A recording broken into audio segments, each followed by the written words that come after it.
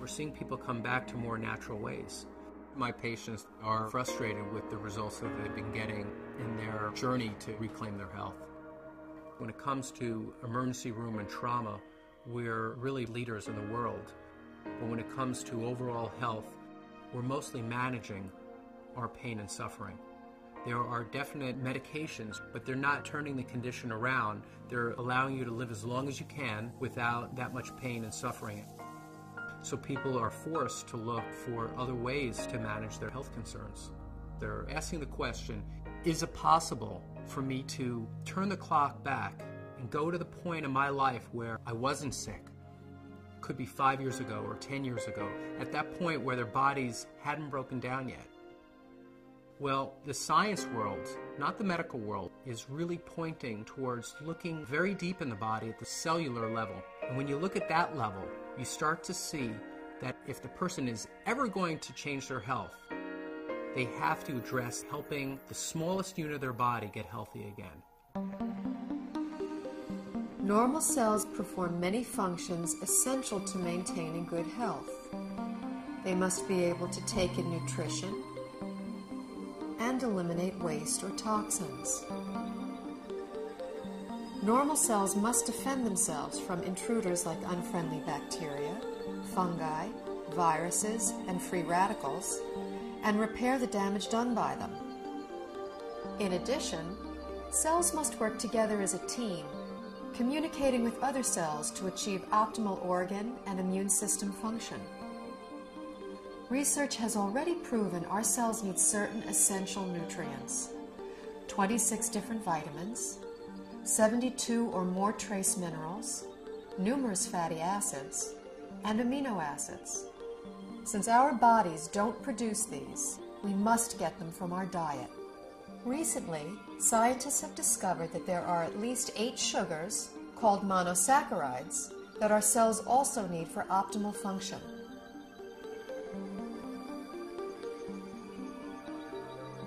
Inside cells, these sugars combine with protein strands and form complex structures called glycoforms. The exterior of a healthy cell is covered with a dense forest of these glycoforms. Glycoforms can exchange infinite combinations of information depending on their shape and charge.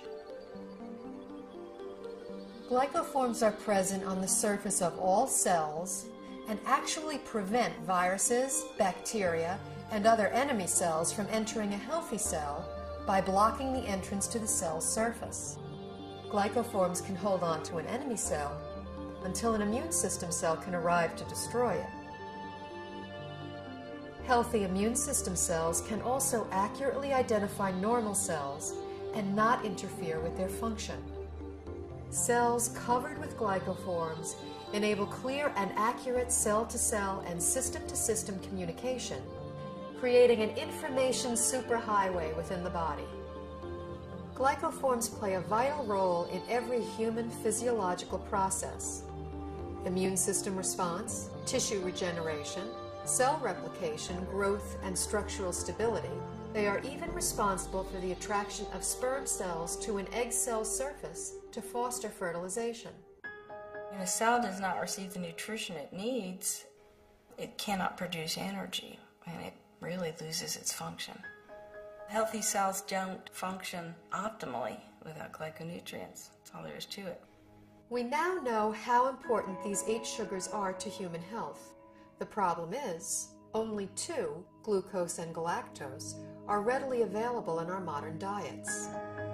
A fraction of these other 6 sugars can be gotten through diet, but modern agricultural methods, food processing, widespread use of toxic pesticides and chemical fertilizers have all but eliminated them from our food supply.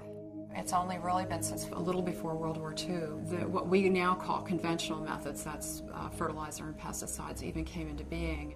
What was conventional farming for thousands of years, we're calling alternative farming and organic farming, and what we're calling conventional is actually a new experiment. The connection of healthy soil to healthy plants and to healthy people cannot be underestimated.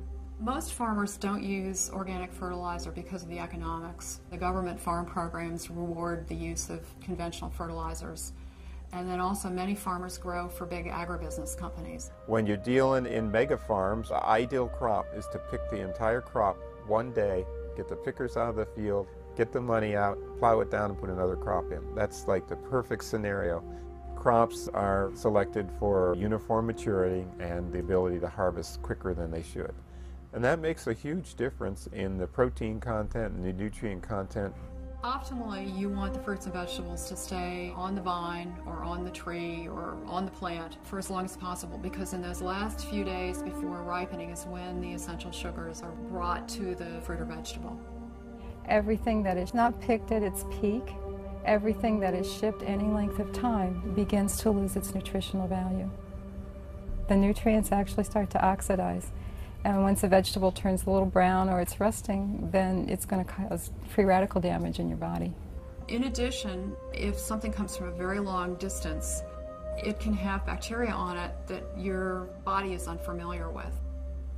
Generally speaking, the organic produce is much healthier, has a higher nutrient rate than the commercially grown vegetable. This whole thing of organic versus conventional, there's so few people that eat organic. 95% of the fruits and vegetables that are grown are conventional, which means that only a few people are eating organic foods. What I have my patients do is eat as many fruits and vegetables as you can, wash them, and assume that you're getting about a third of their phytonutrient value.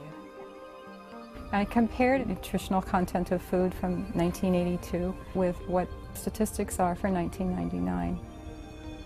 I was amazed at the nutrient decline in many fruits and vegetables.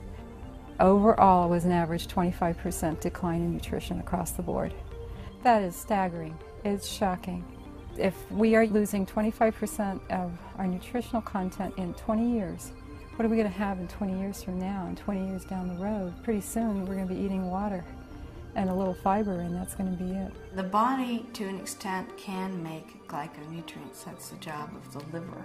However, that is an emergency mechanism, and we're making our own glyconutrients. It's basically a state of starvation. If you don't have enough of the right type of sugars, you have faulty processing. With the faulty processing, things can go wrong. Without vital sugars and a variety of other micronutrients, cells cannot create glycoforms. The result is a breakdown in cellular communication and immune system response. Depleted cells are unable to defend themselves effectively, so cell structures can be damaged and are not effective in healing and regenerating. In this weakened state, cells cannot communicate effectively, compromising the body's ability to identify problems. They are also unable to destroy pathogens such as viruses, bacteria, and fungi, and cannot identify mutated cells so the immune system can eliminate them. For example, when a person suffers from an autoimmune disorder, their compromised immune system may respond inappropriately and treat altered normal cells as intruders and destroy them.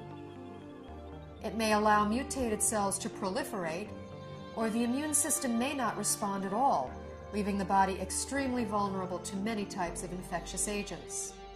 Because they're not getting everything they need from their diet, people are doing one of two things. The first thing they do is nothing, and many people are ending up with chronic diseases, or they're getting sick more often. Their health is somehow degraded as a result. And other people are using supplements, including supplements of sugars. We need to eat the right foods to make the right structures to have optimal health. There's a break in the link here because we can't get that food anymore in today's modern diet.